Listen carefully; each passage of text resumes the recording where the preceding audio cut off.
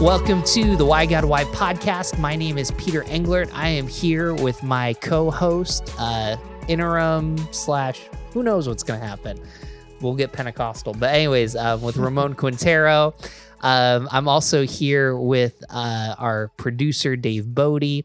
And we have a guest today. His name is Daniel M. I actually have one of his books in my hand. You Are What You Do. It's That Lie and 6 Other Lies about your identity in life. And today we're going to ask Daniel a very, very important question. I think it's something that I feel like whatever age you are, 20 years or 30s, you're asking, which is, why won't my job make me happy? Ramon, what are some of your initial thoughts? Yeah, I'm looking forward to this. I mean, I've done a number of different jobs throughout my life, and I'm pretty sure a number of them have been not for the right reasons. I'm just thinking, man, I want this for this reason or this for this reason, and I'm thankful for just the insight that, one, this book that has given, and also other leaders in my life that have contributed towards giving the right perspective of why we do what we do. Mm. Well, Daniel, let's just jump right in. We'll kind of share a little bit about you. He pastors up in Edmonton on Canada, as we like to say, Mountain Standard Time. But your last 3 years, you've had a ton of transition. You're kind of settling in, not to mention a pandemic. Why don't you walk us through your most recent move and just why the significance and where you are and why this question resonates with you? Definitely. Well, it's so good to be with you guys here. For me, just a quick story. So born and raised in Vancouver, Canada, lived in multiple different places: Ottawa, Montreal, Korea, Edmonton, and then have been back in Edmonton for about a year and a half. But prior to that, I was in Nashville for 5 years. So the most recent transition, going to your question, was, man, we loved our life in Nashville. My wife and I, Christina, we have 3 kids, 11, 10, and 6. And yeah, I mean, there's nothing about our life in Nashville we didn't, I mean, and come on, it's Nashville, right? Nash Vegas, like, what's not to like about Nashville? So I was working for Lifeway, basically helping them figure out, what does it look like to resource church multiplication in North America and around the world as well. And it was in and through that where I just had so many great opportunities in writing a book with Ed Stetzer, Planting Missional Churches, wrote a book on discipleship, No Silver Bullets. And then I was writing this book, right? You Are What You Do, and 6 Other Lies About Work, Life, and Love. And as I was writing the book, I think it was like I handed the manuscript in, and that's about the time where we were discerning, hey, should we actually move back to Canada? And it was not on our radar at all. Like I said, there were so many pastors who were like, Daniel, you have my perfect job. Like, you have my perfect life. There's like, you're working for Lifeway, you're resourcing the church, you're also serving as a teaching pastor at your local church, which basically meant that I preached every other week and had to go to no other meetings. Right. And I led my small group, I preached, and it was we just loved our neighborhood, and we're involved in our kids' school and all of that. God just said, no, you know what? It's time to lay that down. I'm about to move you on. And now that you've made this transition, not only have you moved, but you've also moved into the transition of now pastoring again. So would that be, what's that transition look like? How's it going versus what it was in Nashville to what it is now? Yeah. For Christina and I mean, our lives have always been this, Lord, here we are, and Lord, send us. We just want to be faithful in the little. And I remember, I mean, probably over a decade ago, where I had a life plan. It was part of my master's when I was doing graduate school, and just kind of this life plan for our entire lives. And we just ended up chucking it.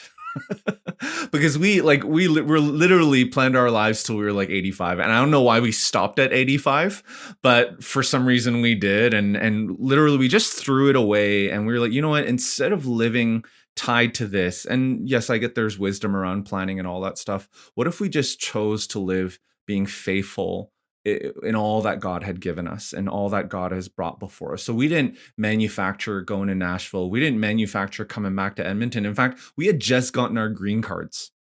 Once again, we're Canadians. And like literally when we were surrendering them, the people at the border were like, what are you doing? People kill for these things. And like literally the border person said people kill. And I probably shouldn't have said that, but we had just gotten our green cards and I was like, yeah, you know what? We didn't think we were going to be in the States forever, but we knew that God had brought us there for a season. And then we had just gotten them. And that's when God began unsettling our hearts. And through a ton of different moments as we were praying and seeking God's direction on this, he was like, no, you know what? I'm calling you back to this church that you were at before.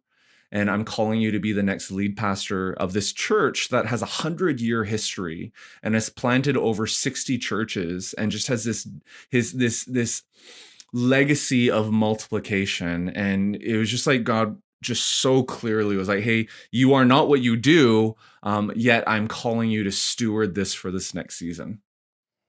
I want to back up a little bit because I'd like to hear more about the transition. And, I'm thinking about our 20s and 30 somethings. There's a handful of articles right now about succession and transition.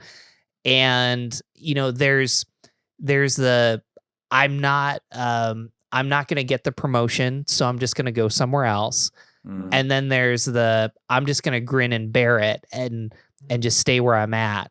And I guess kind of from your transition, it seemed like you moved to Edmonton knowing this is where I'm going.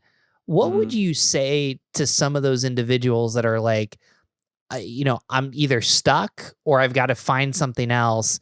And those aren't the two options, because I think it does play into this question, why can't my job make me happy? And so I guess I'd be curious how you talk to someone about that. Yeah. Okay. That's a great question. It's a broad spectrum, right? So when you think about the two ends of the spectrum, you got one side who everything's just laissez-faire, que sera, whatever will be, and I'll just kind of just glide through life, and maybe that's just my West Coast feel, but it's just like this, we're just gonna West Coast it up and just. And then you got maybe the East Coast. This was intentional. But you get that kind of like, I'm going to grind, I'm going to hustle, that New York, man, there's just like, I'm just going to go for it and I'm going to make this happen. And you get this polarity of where are you going to land in and through all of this. And then on top of that, you got the layers of family dynamics. So, and if you're single and if you're married, and if you are single or married, are you expected based on birth order? Are you expected, like what expectations are on you from your parents or on your in-laws, right? So you got that side. And then on top of that, you got the cultural expectations of what is your role in regards to the family and proximity. So this is not a simple question, right? You got all of these layers you do need to consider. But all that aside, when you are a follower of Jesus, your first allegiance is to Jesus. It's not to culture. It's not to your parents. It's not to a career plan. It's not to any of that. Your first allegiance is to Jesus, who is for us and who is not against us. So when you put all of that into consideration, you're like, okay, wait a second. So I know all of my expectations on me, and I can kind of see what might come up and what I might be able to do and what I'm best at, because there's StrengthsFinder and Enneagram and Colby and Berkman, and there's so many other assessments, and now Lencioni's Genius Assessment, right? I mean, there's just so much good stuff out there to help you learn who you are and what you're good at. And all that is good. And that kind of leans on that right side of planning. All that is good, and we need to be self-aware. But if our allegiance is to our plans, here's why, and here's why it's actually foolish, because you don't know what's going to come up tomorrow. You don't know, even no matter how good you are at planning. I think COVID has taught us that it's a fool's game because restrictions and politics and there's so much stuff is up in the air and we actually don't control any of it. So in our mind's eye, no matter how brilliant you might be, your plans cannot compare to the one who knows yesterday, today, and forever, right? Who to him, it, 1,000 years is like a day is like 1,000 years. Like he is over time. He is above all of that. So that's going back to your question. I know that was a long roundabout way to do it, but going back to your question, it really is this sense of, okay, so who am I going to entrust my future to?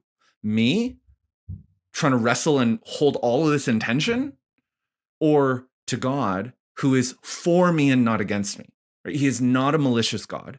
Right? He is not out to get us. He doesn't have his arms crossed and is leaning back and is like, oh, I'm going to spite you because you did this. No, he is for us and he is not against us. And his love for us is steadfast and enduring and forever. So, hey, when I have those two in hands, I would rather entrust my life to God. And when I look in hindsight, just in the last 10 years, my life plan doesn't even hold up. Like even one, like when I look at what we've experienced these last 10 years compared to what I wanted my life to look like, it does not compare. And that's the beauty of just saying, I'm going to live daily faithfully and trust that God is going to lead me in the future. Indeed. And that is definitely beautiful to see how God can utilize all the things that we experience and produces something that we could never imagine. And Mhm. you mentioned a number of different layers in your transition part, and obviously that brings about many emotions, many things, and one of them would be pain. One of them would be Yeah. grief. Mhm. And we recently, we've talked a number of you know. A number of episodes on grief, and I Mhm. would just ask Daniel, what part of those transitions, because they bring about all these things and emotions being one of them, and pain, um, would you say brought about grief for you, Yeah. and how did that play out? Like, how did you experience it, and how did you go about it? Yeah. Yeah. If change doesn't bring about some level of grief or loss, you're either a robot, right? Or you're really good at compartmentalizing your emotions.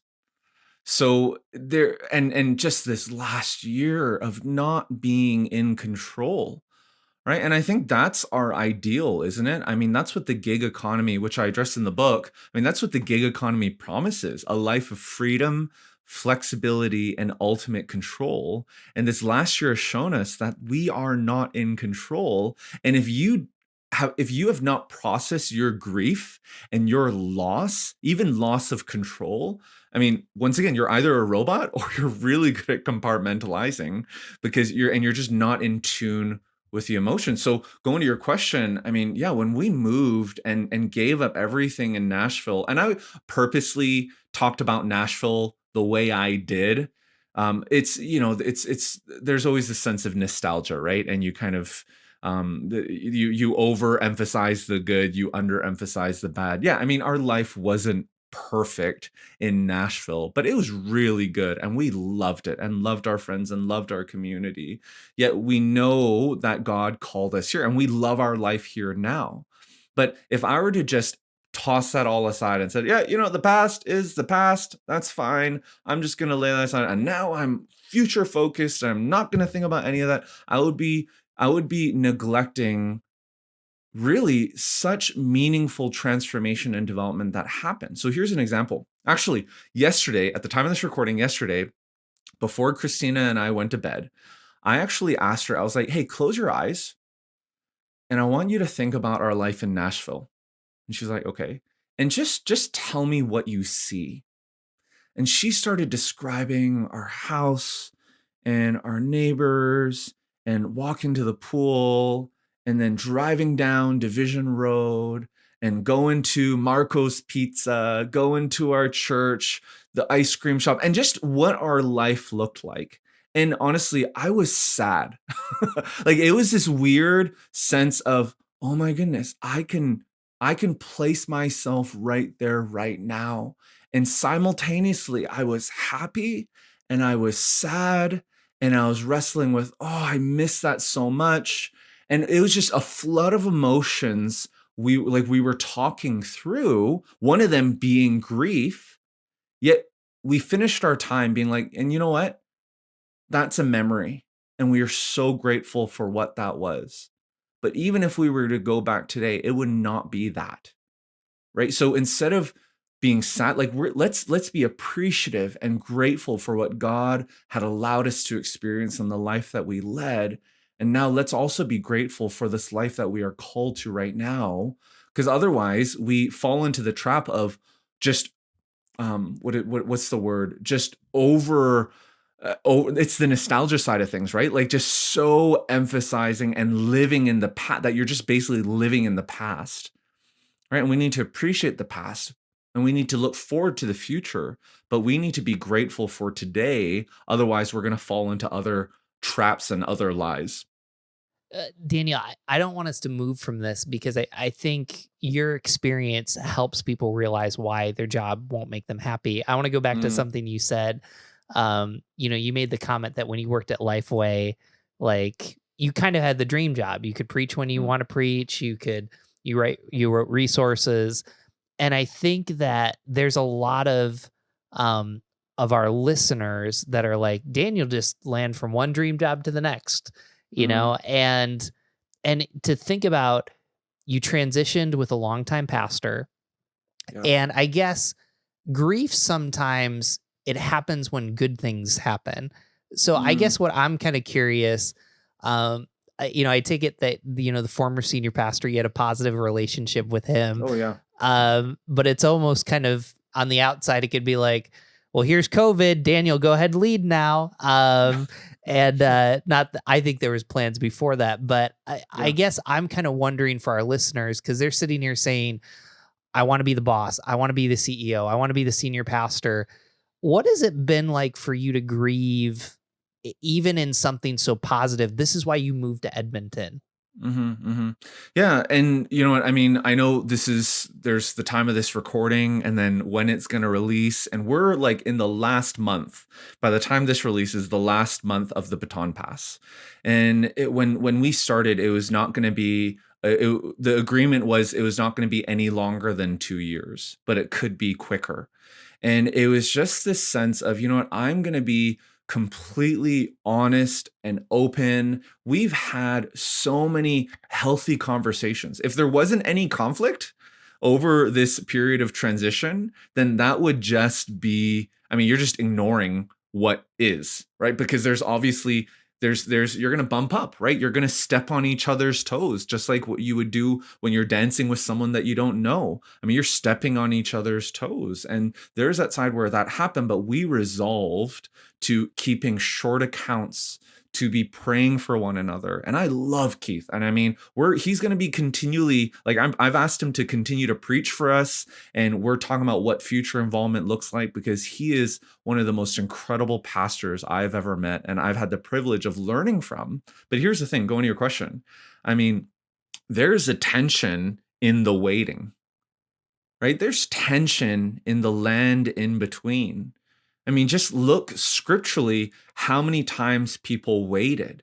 You got the Israelites, classic example in the Old Testament, and them going from Egypt to the Promised Land. But there's a ton of other stories around waiting. Jesus waited for 30 years before he stepped into, and he's the Son of God, right? He was fully God, fully man, and he waited for 30 years before his ministry, public ministry began. Paul, who used to be called Saul, right? Paul, who wrote so many letters in the New Testament. He, on the road to Damascus, encountered Jesus, the resurrected Jesus, encountered him, had his life completely transformed, and yet he still waited, scholars say, about 3 years.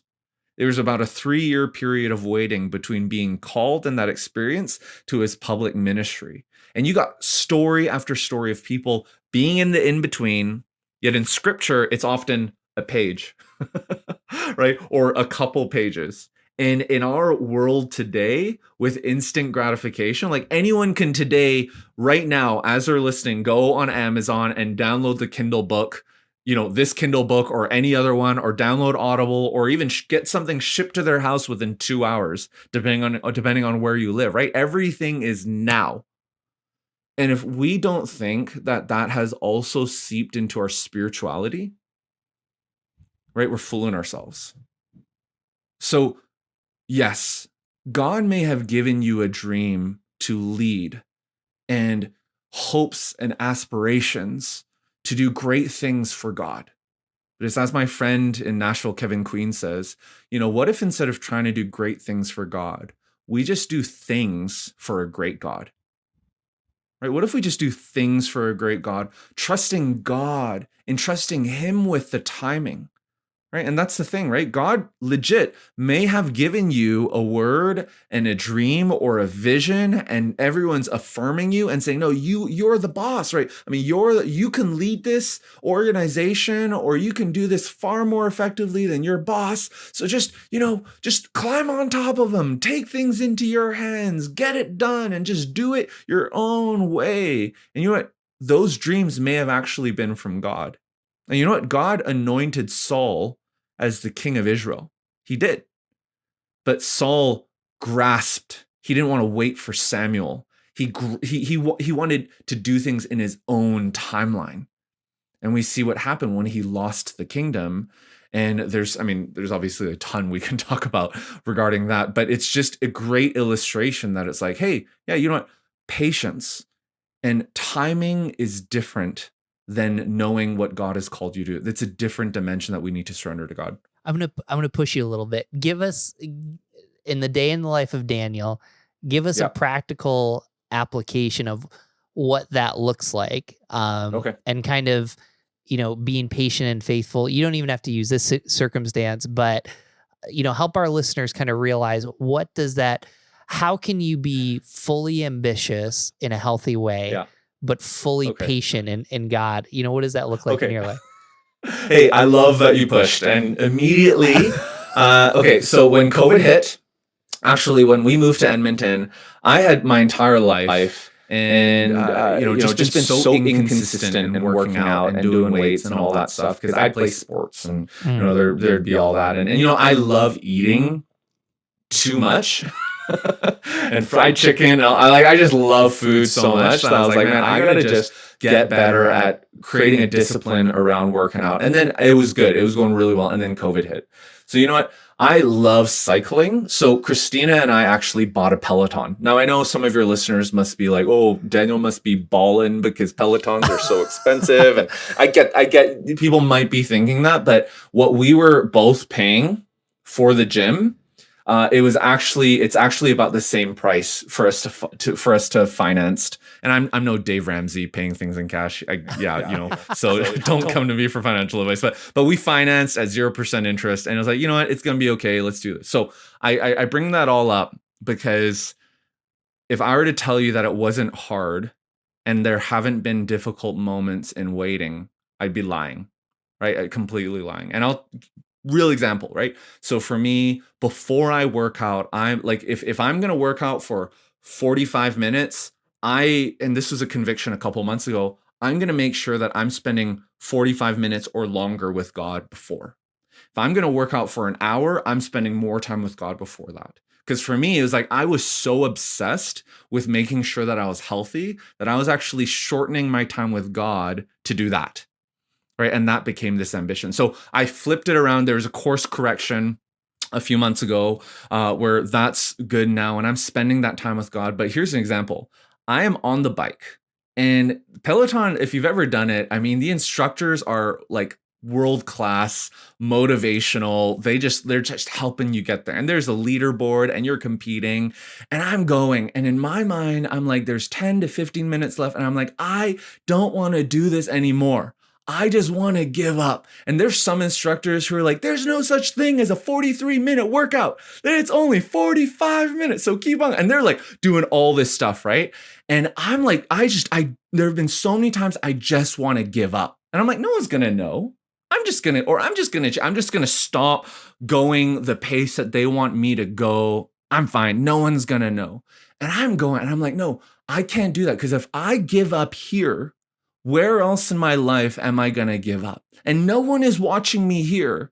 I am not going to, and this is such an easy thing. Why would I give this up? So I kid you not, especially when it's like last 2 or 3 minutes, I've been like, okay, I have 12 months before succession happens. I'm going to equate 12, each month to a minute, or each month to, and I'm literally going and I'm like 12, 11, 10. And I'm just like, I am not going to give up, because it says in the scriptures, are you going to be faithful, right? Do you want to be faithful in the little? And I'm like, I know it's a stupid example, right? But I'm just sharing it because I'm like, it's in those small moments where I'm going to be ambitious, and I'm going to finish well and not give up.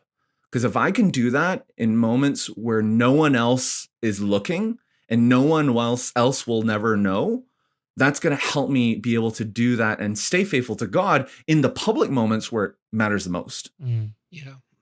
And I love the course correction you mentioned. I mean, that's that's key, obviously, in anything that we want to do, and we want to do well.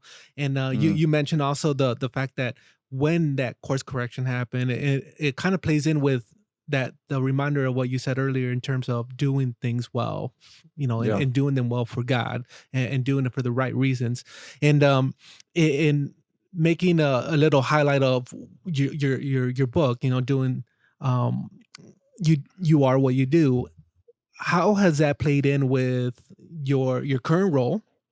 And second, you mentioned in the book as well, it's the gig economy and how that plays in with what your family, your upbringings, and what your parents had to do growing up. How has that played in also with this particular situation and where you're at right now? You're pastoring, and yeah, just share a little bit on that. Yeah, love that. So, yeah, and for all of your listeners who don't know what the gig economy is, it's not gig internet, right? But the gig economy is essentially defined as getting paid for your time, skills, possessions, or expertise in either part-time or full-time capacity.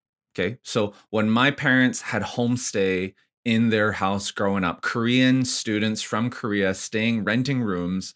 I mean, that was Airbnb before Airbnb was a thing, right? And my mom and dad were hustling there and renting out our basement to feed me and my 3 sisters and do everything that they were doing. And they were doing that job and other jobs and all that stuff. I mean, the fact that we all rely on delivery services for food and to get Amazon packages, all that stuff, that's all funded by the gig economy and driven by the gig economy. So 20 to 30% of the American workforce is actually a part of the gig economy in a part-time or full-time capacity. But I would say almost 100%, not 100%, but almost 100% funds the gig economy in some sense or fashion.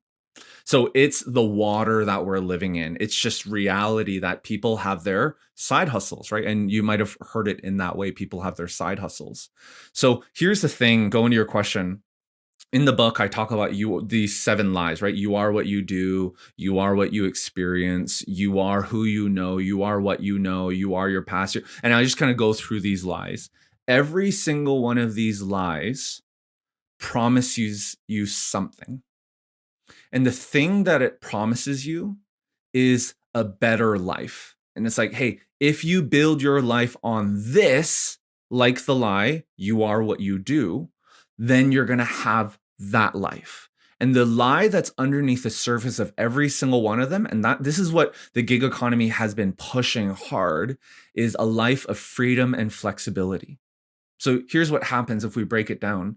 When we believe this lie that we are what we do. So I am a pastor. My identity is rooted in the fact that I'm a pastor, or my identity is rooted in the fact that I am an author, or I am a podcaster, or we base it wholly in what we are doing in that moment.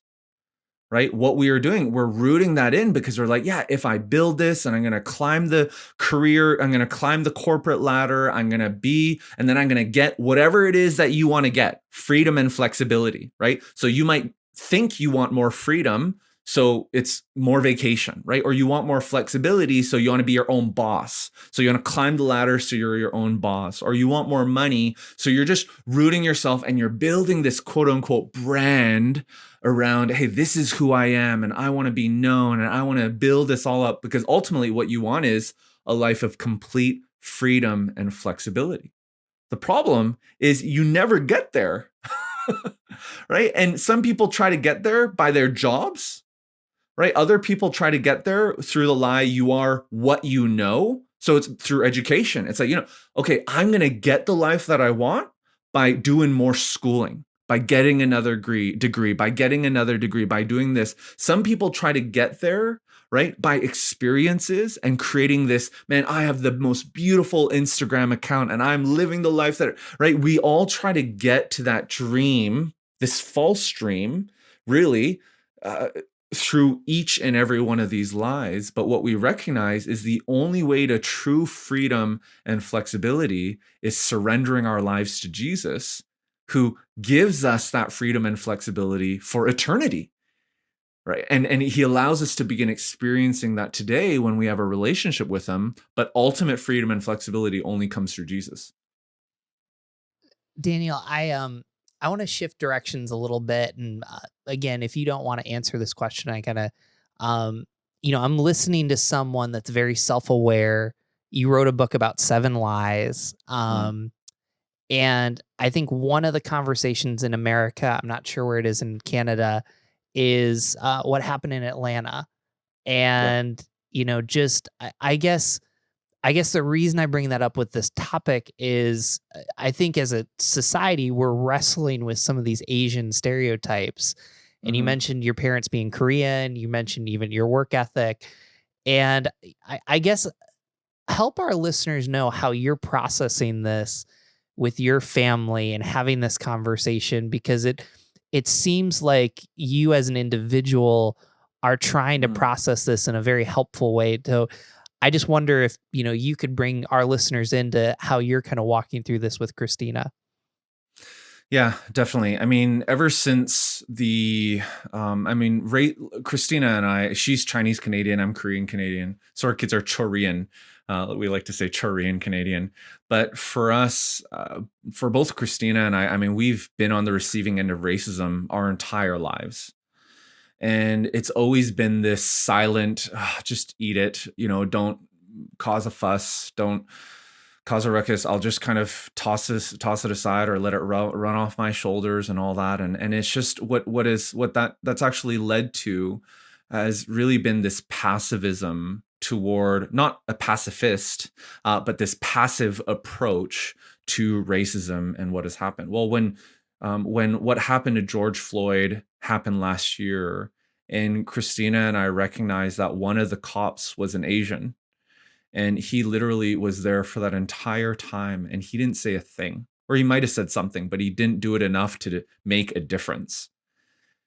And I was like, oh, that police officer's knee wasn't on Floyd's neck for a minute. It wasn't even on for 30 seconds. And I get adrenaline and everything else that was going on. But if I was that Asian cop, would I have done the same thing?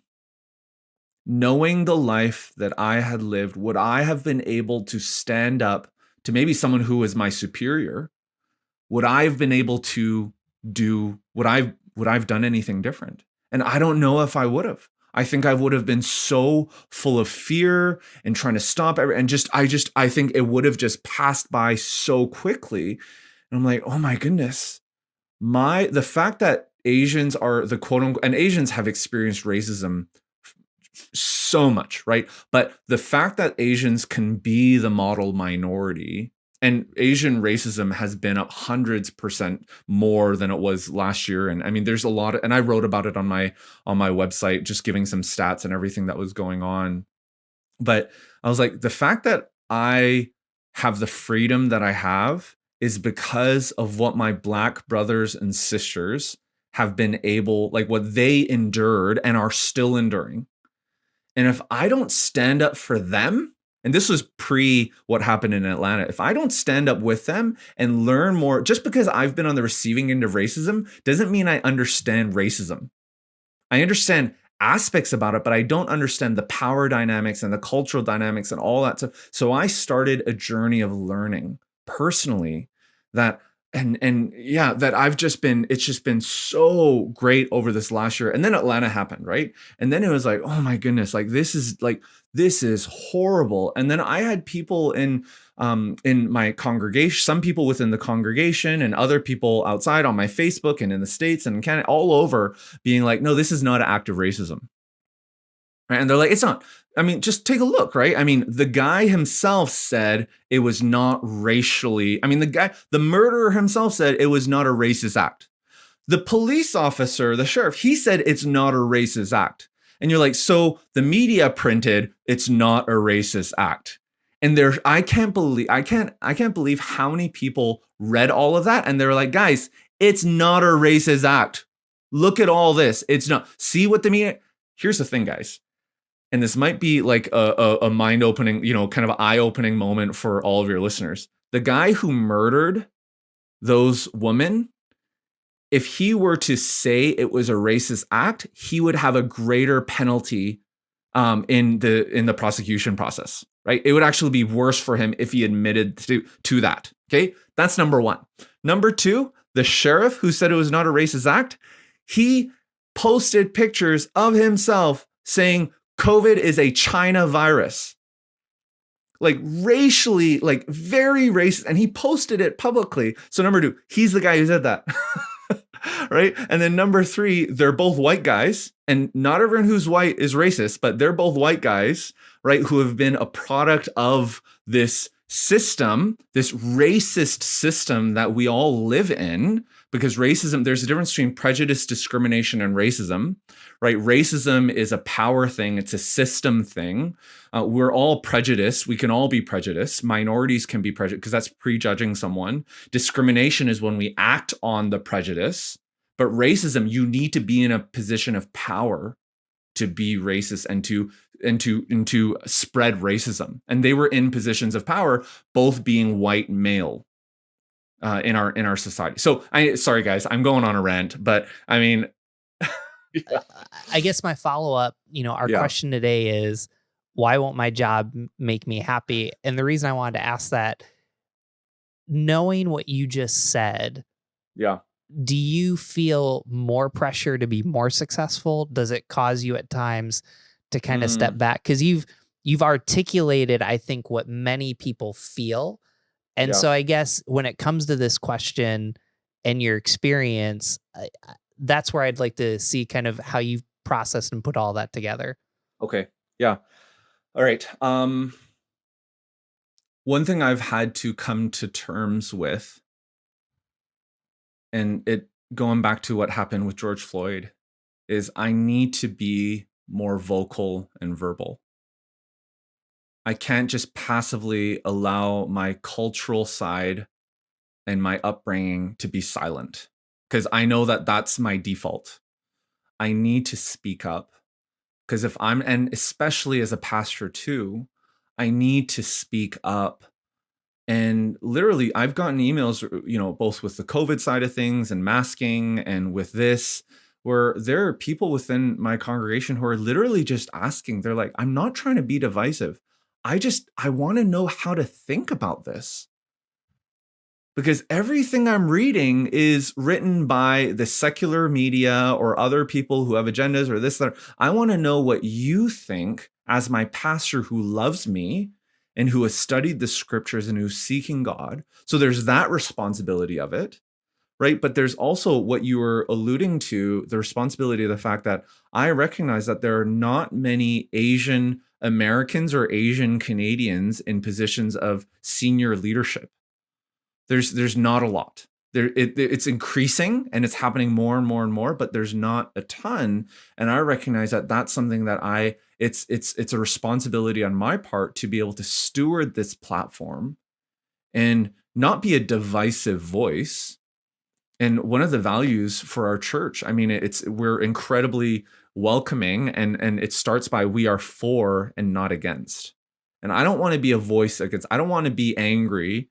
I don't want to be this like hostile, I'm just going to speak up about everything. but I do need to be informed and I do need to be wise. So the posture that I've taken is when something happens in media or something else that deems a response, I am not going to be the first to do it.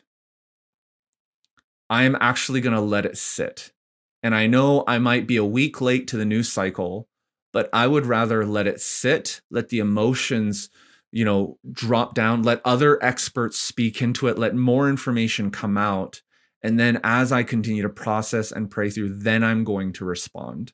So that's the approach that I took with these latest Atlanta shootings, where it was a week after all of it happened, where I appeared on a TV interview about it and I wrote this article on it.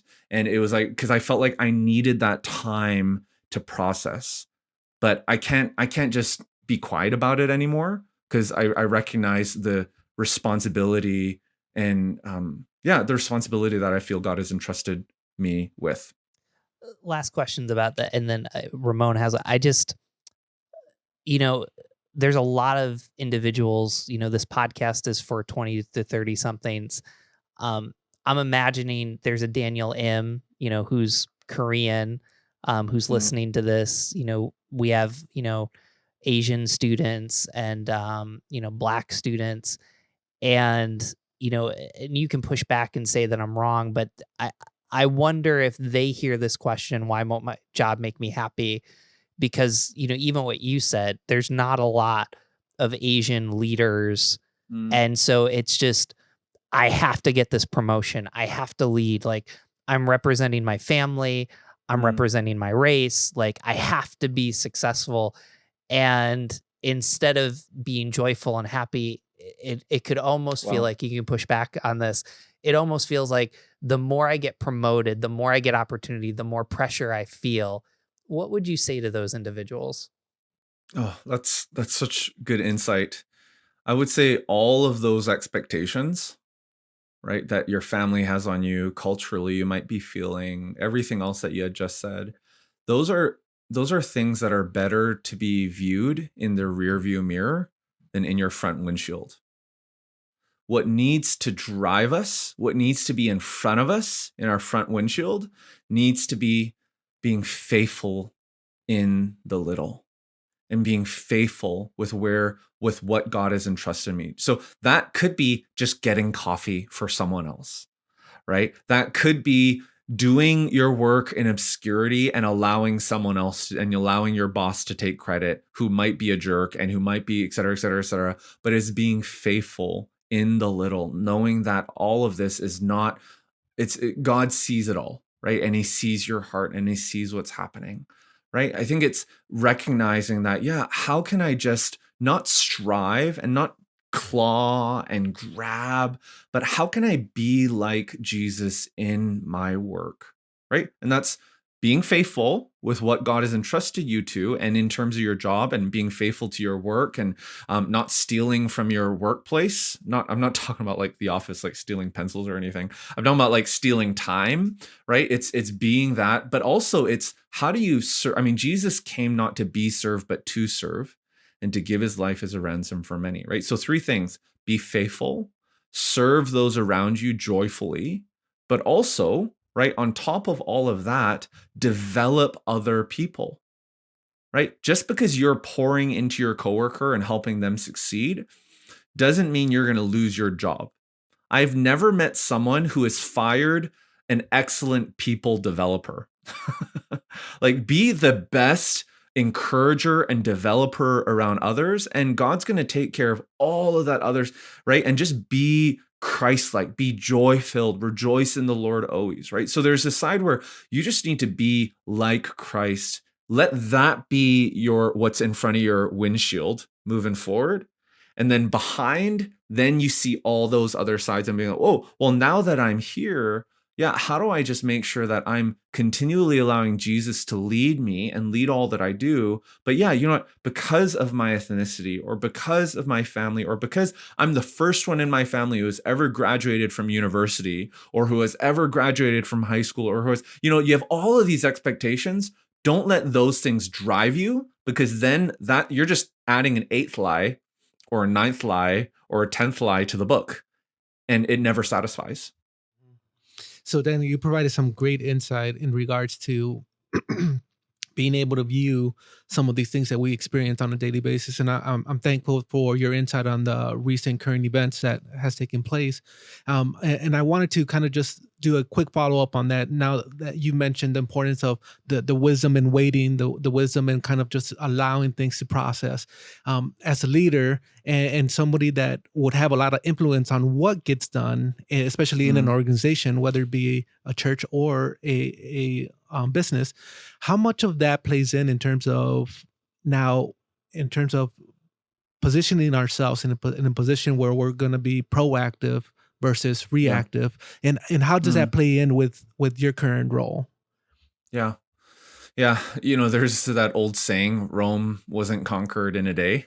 And it goes a little bit back to what we talked about earlier, where we live in this instant gratification culture where everything is instant. So I know when we see acts of racism happen, and acts of tragedy like happened a couple days after in Colorado with the shooting, and that's just here, right? I mean, there's the number of women that are trafficked without us even knowing, and boys and girls that are trafficked. I mean, that's just there's ongoing injustices everywhere, right? Ongoing racism everywhere. For us to be like, oh, now that I'm in a position of leadership, I'm going to change everything today, right? It's like an organ transplant.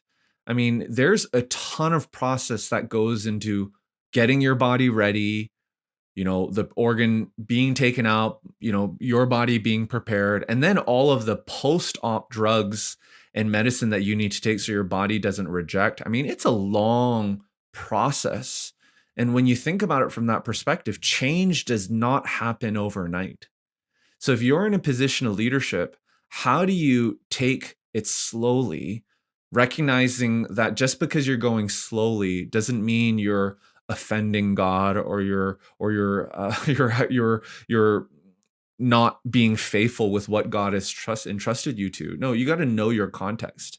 Know your context and do things slowly. So as it relates to what I talked about before on the racism side of things, and this goes with racism and a lot of other pieces, how do we just become lifelong learners? And how do we just make sure that we're always learning? You don't need to get caught up in the news cycle and just learn quickly and ingest as many books and articles as you can while it's the hot topic, and then you go on to the next thing. No, how do we just make ourselves lifelong learners? So here's an example. I mean, and I know this this episode was not about racism, so I'm sorry if I went too long on this. Well, you guys brought it up. So. We went there. We went there. Okay, this is what we love. We love episodes like this. Okay, so here's a recommendation for all your listeners. Okay, whether you're white or not, but especially if you're white, read the book White Fragility. It's not a Christian book, but it's a book about racism. It's a book about power. It's the most mind-opening, and there's a lot of other books if you are a pastor and Christian. There's other books that you can read too that layer on top, but as a starting point, whether you're white or not, read the book White Fragility, because it is literally going to blow your mind in terms of what racism actually is. And you may not agree with all of it, but don't say, because I don't agree with it, I'm not going to read it. Right? At least just read it, and read it critically. I mean, we should never read a book and agree with it wholeheartedly. Read it critically, but at least read it. And because I guarantee you, it's going to open up aspects about racism that you've never thought was even a thing. Wow. I want to transition us. There's two questions I want to close with, kind of coming back to the topic. And Daniel, I'm really glad that we had a chance to talk with you after this, because I think this is why we have a podcast. We have a topic, but then there's a subtopic that takes over. And I think the podcasts are safe. When you talk about learning, the reason we bring in people, we don't agree with everything that everyone says, but it's bringing, I can listen to this podcast, I can hear tough things, and I don't have to be that's why we do it. So yeah.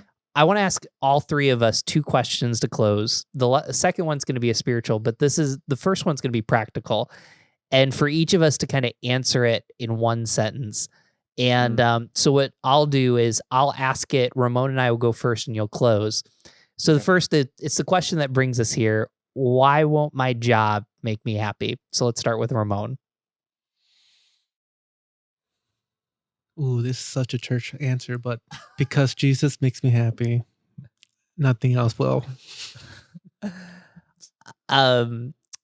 If I answered that, just from listening to this episode, you went church cheesy. I'm going to go like Hallmark cheesy.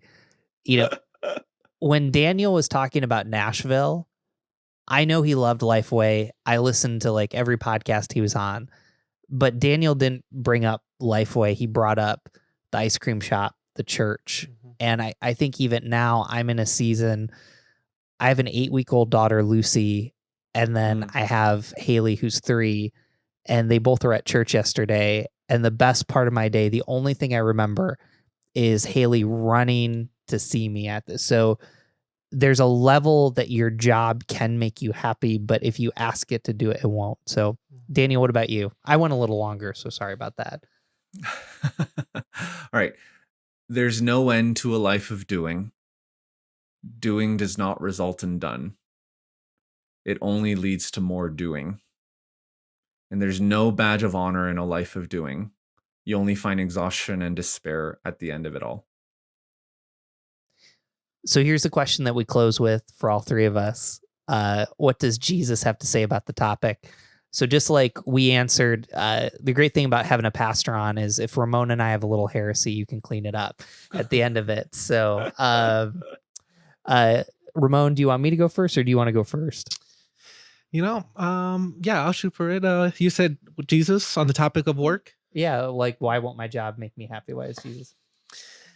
I'm reminded of the beginning, Genesis, and reminded of just the importance of the task that he gave Adam and Eve way before sin even took place, and how much he valued it, but not in the sense of just doing, like Daniel just mentioned, doing for the sake of just doing. But it was a sense of, he's providing a responsibility. He's giving us something to do in regards of us being able to be obedient to what he's called us to do. And I'm reminded of that because I don't want to see work as an obligation in terms of something that will make me happy, in terms of just something that I can do in obedience in response to God. Those were the first couple thoughts that came to mind for me. I was listening to Daniel and listening to you, Ramon, and what I find interesting about the Bible is the Bible doesn't hide people's vocations. So Peter was a fisherman, Lydia was a seller of purple, Matthew was a tax collector, Priscilla and Aquila, I think, were tent makers, but with Paul. And I guess I'm leaving this conversation with God just wants you to right size your job to your life. And I think even what I'm leaving from with Daniel is work really hard and be faithful and consistent, but never ask your job to do what only Jesus can do. Yeah. Amen. Well, because you asked what Jesus has to say about it, let me read to you from Matthew 6:26-30. And this is Jesus's words in the Sermon on the Mount. Consider the birds of the sky. They don't sow or reap or gather into barns, yet your heavenly Father feeds them. Aren't you worth more than they? Can any of you add 1 moment to his lifespan by worrying? And why do you worry about clothes? Observe how the wild flowers of the field grow. They don't labor or spin thread, yet I tell you that not even Solomon in all his splendor was adorned like one of these. If that's how God clothes the grass of the field, which is here today and thrown into the furnace tomorrow, won't he do much more for you, you of little faith? Wow, that's a great place to close our episode. It's danielm.com, correct? Mm-hmm. Where people can find you. Just go there. Just for those of you that are listening and for those of you on video, be checking us out on social media. We're going to be giving away Daniel's book. So if you're listening to this episode on the Thursday that it comes out, I think it's coming out 2 to 3 weeks from the time of recording. You could get a book. So just stay tuned. Daniel, I'm so grateful to have you on. This was an amazing conversation. Don't miss a podcast. The best way for you not to miss a podcast or any of these wonderful conversations is go to whygodwhypodcast.com, subscribe to our email.